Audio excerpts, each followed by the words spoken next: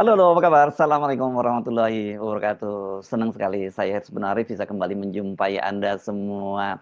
Presiden Prabowo baru saja menerbitkan Perpres 66 tahun 2025 yang ini berisi aturan bahwa jaksa itu bukan hanya jaksanya tapi sampai keluarganya itu berhak untuk mendapatkan pengawalan dari Polri dan TNI. Beberapa waktu yang lalu kita sudah menyinggung ya soal kantornya dikawal saja kita udah heboh. Nah ini kalau Pak Prabowo sudah sampai mengesain bahwa sampai keluarganya harus diamankan, apa sungguh yang terjadi? Saya ajak Anda untuk berbincang dengan manusia merdeka, Bung Said Didu. Assalamualaikum, Bung Said Didu. Waalaikumsalam warahmatullahi wabarakatuh. Ah, segar sekali ini. Biasanya Anda jalan pagi, kalau pagi begini biasanya jalan berpuluh-puluh kilometer ini.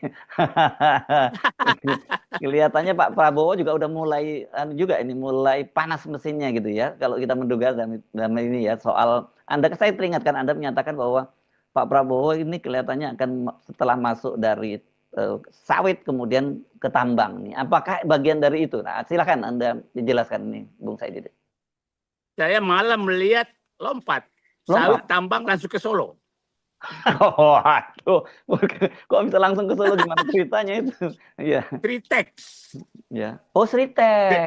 Ya. Ah, oke oke oke oke oke oke. Yes. Nah, Mm, jadi hari ini saya happy mm, karena harapan saya bahwa terjadi perbaikan negeri ini kelihatannya makin cerah. mm, Nah, saya masih ingat Pak Bung Hersu, dulu saya katakan bahwa sebenarnya Pak Prabowo itu perebutan kekuasaan yang nyata terjadi itu setelah pelantikan menjadi presiden. Perebutan kekuasaan dengan Joko Widodo dan geng. Itu pernyataan saya, bukan sebelumnya. Karena sebenarnya arah perjuangan Anies dengan Prabowo itu sama. Arah perjuangannya sama. Dan itulah Bung Hersu kita ingat, Pak Prabowo pernah menyatakan bahwa 4 kali maju Pilpres dan Wapres itu banyak sekali orang yang tidak mendukung dia. Karena tidak mau memberantas korupsi. Nah, sebenarnya pendukung asli Prabowo itu ada di luar di 2019. Itulah yang mendukung full Prabowo 24 karat untuk melakukan pemberantasan korupsi dan penegakan hukum. ya, termasuk Nah, Anda ya tahun 2019 itu ya. ya kita 24 karat. Tapi, nah, orang-orang yang anti Prabowo itu ada di 2019 di Prabowo. Sekarang ini. Yang ya sekarang ini. Dan itu ada di lingkaran itu sekarang. Itulah yang dihadapi Prabowo. Saya sehingga menyatakan bahwa Prabowo bukan sebelumnya. Nah, sekarang ini sedang menghadapi itu. Nah, masih ingat simbol perebutan kekuasaan itu adalah saya selalu istilahkan surat perintah 13 Oktober di Solo pada saat Presiden Prabowo sebelum pelantikan menghadap dulu ke Presiden Jokowi. Dan keluarlah nama-nama menteri, keluarlah nama-nama pejabat, hampir semua loyalis Joko Widodo diangkat jadi menteri oleh Prabowo. Itu 13 Oktober. Disitulah kita kecewa semua bahwa inilah Jokowi 3 periode. Itulah saya pikir yang terjadi. Itulah yang terjadi sehingga 13 Oktober. Nah, sekarang dan itulah saya istilahkan Bung Hersu, Pak Prabowo setelah pelantikan menteri-menteri dan berpidato di pelantikan presiden dengan semangat yang sangat tinggi akan memberantas korupsi, menegakkan hukum, mewujudkan pemerintahan bersih, dan semua hal-hal yang bagus di depan Presiden Joko Widodo dan anaknya Joko Widodo di gedung MPR. Gibran Nah, maksudnya ya, anaknya Gibran, itu ya. anaknya Presiden Joko Widodo. Nah, dia menunjukkan di situ bahwa kita berhadapan sebenarnya. Karena ingin memperbaiki kerusakan-kerusakan yang Anda lakukan. Tapi akhirnya pada saat itu terjadi berbagai hal kasus dan Prabowo kelihatan melemah. Sampai keluar hidup Jokowi, hidup Jokowi, hidup Jokowi. Nah, kita bingung apa yang terjadi. Keluarlah istilah mereka, ini strategi, ini operasi Sandi Yuda, dan lain-lain. Ya kan, keluar istilah-istilah itu, dan Said Didu, Apa benar? Apa benar? Nah, sekarang itulah keluar saya istilah dulu 3 bubur panas yang sedang dihadapi Prabowo. Yang saya dapat informasi itulah ancaman yang terjadi di 13 Oktober di Solo. Sehingga Presiden Prabowo tidak berani mengangkat menteri-menteri yang tidak disetujui oleh atau kesayangan Jokowi. Nah, di situ saya mulai kehilangan arah. Bubur panas pertama yang saya katakan, bubur panas politik. Kekuasaan politik. Karena ada ancaman kalau macam-macam maka dia bisa dilakukan proses politik. Yang kedua, bubur panas hukum, korupsi. Karena ini oligarki yang akan mengancam. Apa ancaman oligarki saat itu? Bahwa pada saat itu kita lagi rawan pangan betul-betul. Impor pangan lagi besar-besarnya. Dan itu paling gampang menjatuhkan pemerintah. Dan oligarki saat itu mengancam itu. Yang ketiga adalah hukum tadi, nah itu ekonomi. Yang ini adalah bubur panas hukum dan korupsi. Nah 3 bubur panas ini di depan Prabowo.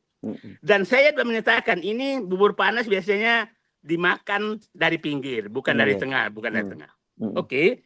Dan sekarang bubur panas ini pikiran saya dimakan secara bertahap. Kelihatannya dengan strategi tadi menggunakan Kejaksaan Agung sebagai motor depan untuk melakukan penegakan hukum, maka 3 bubur panas sekaligus itu dimakan di tengahnya. Bukan di pinggirnya lagi, di tengahnya. Dan tengah bubur panas itu ada di Solo. Di Solo. Nah, itulah saya katakan tadi, masuknya. Ingat, kemarin muncul tentang Budi Ari, tentang judi online. Kita tahu Budi Ari adalah bagian dari bubur panas Solo. Dirjen Budi Ari, Kominfo sebelumnya, Komdigi sekarang, sudah ditangkap Kejaksaan Agung. Sritex ditangkap Kejaksaan Agung. Jadi bubur panasnya 3 mangkok itu sedang dimakan sekarang. Jadi jangan heran kalau terjadi dinamika yang sangat tinggi terhadap ijazah palsu. Karena ini bubur panas sedang dimakan. Nah, sekarang. Nah, kita lihat bubur panas yang sangat besar itu adalah di tambang. Dan kita tahu dengan masuknya Prabowo mengini tambang, maka kita tahu hampir semua pemain politik main di tambang. Maka bubur panas politik sedang dimakan. Dan orang-orang dekat Presiden Prabowo sekarang, dekat Presiden Jokowi, itu pemain tambang semua. Kita tahulah, yang menteri yang mengurus segalanya, itu tambang. Ketua-ketua Golkar itu tambang. Hampir semua ditambang. Ketua-ketua partai itu banyak saya ditambang. Tambang dan sawit. Nah, jadi sedang dimakan itu lewat korupsi. Jadi saya melihat Pak Prabowo sekarang, dengan Pepres ini, dia masuk memakan bubur panas lewat jalur oligarki termakan, bubur panas korupsi termakan. Jadi, nah ini yang kita tunggu sebenarnya yang akan terjadi. Dan saya yakin rakyat ada di balik akan mendukung penuh Prabowo sekarang. Pak Hersu, ini kan orang banyak mengkritik sekarang. Penempatan pensiunan TNI ke Dirjen Bea Cukai dan Pajak. Dan pajak. Iya. Dua-duanya orang Prabowo. Yang satu sipil tapi yang satu militer. Yang Bea Cukai Letnan Jenderal. Ya. Tapi dua-duanya orangnya Pak Prabowo. Jadi saya melihat ini betul-betul karena begini. Pak Prabowo ingin menyelesaikan masalah fiskal dan ekonomi secara bersamaan. Perkiraan saya Pak Hersu, uang haram yang beredar di Indonesia itu antara 5.000 sampai 7.000 triliun. Uang haram itu dari korupsi, dari narkoba, dari penyelundupan, ya, dari pajak, dan dari judi online. Itu 5 sumber uang haram. Apa dampak uang haram ini? 7.000 triliun artinya kalau kita dapat pajak kira-kira itu minimal kalau dia masuk berputar dalam sistem keuangan yang normal di perbankan, itu minimal dapat 1.500 triliun. Belum peningkatan pendapatan 30%, ya bisa 2.000-3.000 triliun dapatnya. Ekonomi dan fiskal. Nah, itu termasuk tadi di tambang, paling besar di tambang. Di tambang itu ada dua masalah, Pak Bang Hersu. Adalah ilegal tambang secara fisik dan transaksi ilegal. Dan Bung Hersu ingat, tambang ini pusatnya juga, pusat kendalinya, korupsi di tambang ini terkait juga ke Solo. Ingat, kasus Aneka Tambang. Dirut Aneka Tambang itu geng Solo. Dirut Aneka Tambang yang 1.000 triliun yang sedang diusut itu, ya kan, Timah ada kaitan ke Solo. Nah, jadi saya pikir Pak Prabowo sekarang betul-betul mau menyentuh pusat buur panasnya adalah di Solo. Dan itu sinyal dikirim betul, menangkap Siltex, mengungkap Kombiji, dan itu kan pernyataan istana kemarin sudah menyatakan, kalau Siltex itu terbukti bahwa ini, maka jangan takut mengusut. Agar publik paham bahwa Siltex itu muncul dulu ada goodie bag yang oleh keluarga Solo, ya kan? Ada goodie bag, ada bisnis dengan sana. Terus ingat, saat Siltex kena masalah, siapa yang langsung ingin membuyout tanda kutip adalah Emmanuel Ebenezer. Siapa Emmanuel Ebenezer adalah Jokowi Tulen. Jokowi mania, ya. Jokowi mania. Nah, yang berubah menjadi Prabowo mania. Nah, untung Prabowo saat itu sebenarnya orang Prabowo tidak langsung bereaksi. Kan mau di bailout kan? Iya. Nah, jadi ini agar publik paham. Kalau di bailout ketutup semua ya jejaknya ya. Tutup semua. Tutup semua. Maka korupsi terbuka semua. Nah, jadi kita sekarang seluruh rakyat Indonesia bersatulah bahwa mendukung Prabowo memakan bubur panas 3 sekaligus ini agar bangsa ini kita selesai masalah, bahwa pasti akan ada gerakan yang sangat keras, tapi insya Allah kita semua akan berada di belakang Prabowo. Pendukung Prabowo yang 24 karat akan masuk bersama Prabowo apabila langkah-langkah Prabowo yang dilakukan mulai Pilpres kemarin itu dilaksanakan. Itu Pak, Bang Hersu. Itu jadi catatannya bahwa kalau melaksanakan itu dengan serius pasti didukung. Itu kan ya Bu. Pasti. Ya, oke. Karena kan kita mesti sadar bahwa banyak orang kecewa karena banyak nganggap bahwa Pak Prabowo itu selama ini omong-omong aja gitu, mau mengejar koruptor sampai ke Antartika. Karena saya bilang juga nggak perlu ke Antartika, itu ada semua di seputarnya Pak Prabowo kok gitu, iya kan? Ya. Nah, saya yakin betul bahwa terjadi keresahan sangat besar di elit-elit. Tapi Pak Prabowo tenang saja, rakyat ada bersama Bapak. Insya Allah pendukung Bapak yang 24 karat akan balik bersama Bapak. Jadi ini sekarang makin clear ya. Kalau pertama kali ketika ditempatkan pasukan untuk menjaga seluruh Kejaksaan Agung sampai ke Jari, orang kan anggap itu bagian dari proses TNI, undang-undang TNI ya gitu. Sekarang kemudian dibentuk Perpres, tapi ternyata juga melibatkan Polri kan dalam Perpres itu bukan hanya TNI gitu. Tapi pertanyaan saya Bang Said itu, apakah sampai harus keluarganya pun dikawal seperti itu? Apakah sedemikian seriusnya mafia-mafia ini ancamannya? Saya kalau kita ke daerah Pak, saya kan ini saya berharap ini yang disentuh dulu Morowali ini. Morowali. Kalau ya kita ke daerah tambang, daerah Maluku, Kalimantan, Papua, itu betul-betul mereka sangat berkuasa. Jadi yang menghadapi sendirian itu jaksa. Yang menghadapi sendirian. Kalau nggak ikut main, maka kena dia. Jadi memang ya kita tahulah. Kalau Prabowo sekarang tidak memakai KPK, ya KPK juga kan polisi aktif. Jadi nggak bisa sama sekali. Jadi menurut saya, memang saya tidak tahu persis bahwa kalau ada orang menyatakan kenapa TNI dilibatkan. Pikiran saya sekarang, Indonesia itu darurat, bukan normal. maka langkah darurat harus diambil. Itulah menurut saya bahwa saya setuju. Sekarang kita contohlah sawit Bang Hersu, bintang 3 mantan komandan Kopassus yang disuruh memegang. Karena memang tidak bisa sama sekali kalau bukan tentara yang pegang.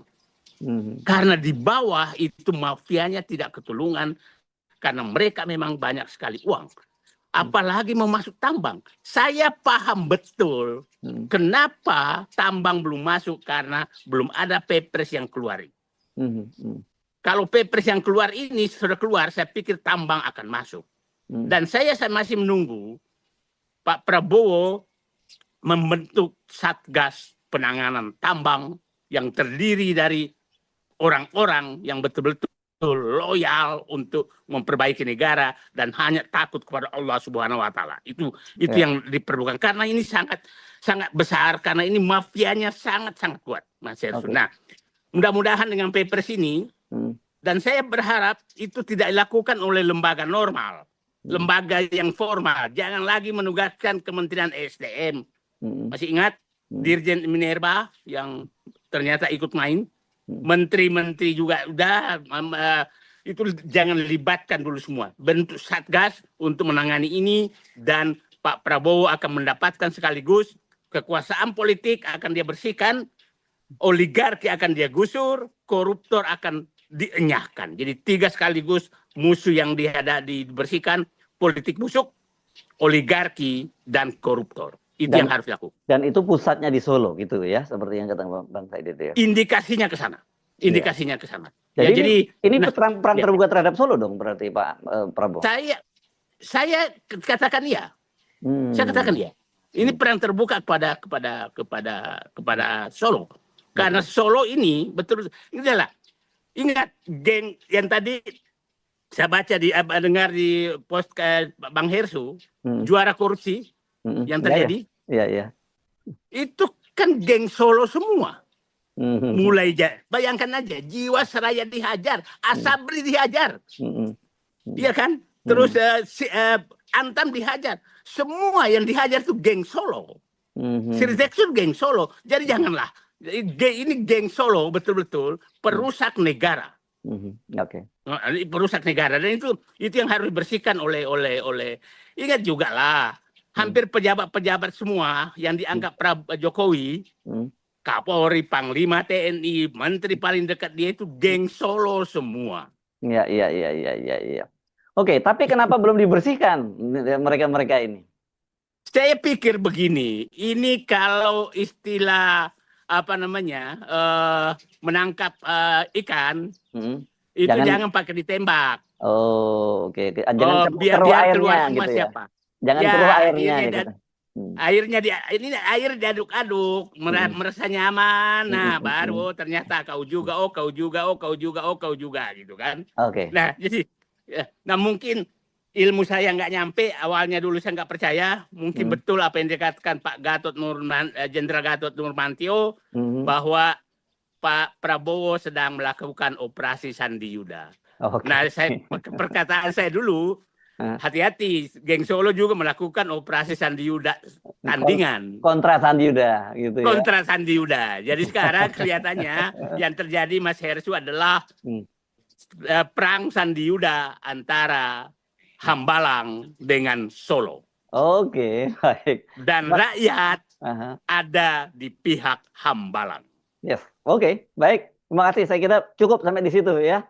Nanti kita tunggu ya. Nanti jangan sampai Anda yang kena dibilang omon-omon juga loh ya nanti. Saya tahu keyakinan Anda ini tentu saja ada maksud yang baik di balik keyakinan Anda, dan memang kalau serius selamatkan NKRI. Iya, selamatkan NKRI ini tujuannya seperti itu ya. Baik. Assalamualaikum warahmatullahi wabarakatuh. Waalaikumsalam warahmatullahi wabarakatuh.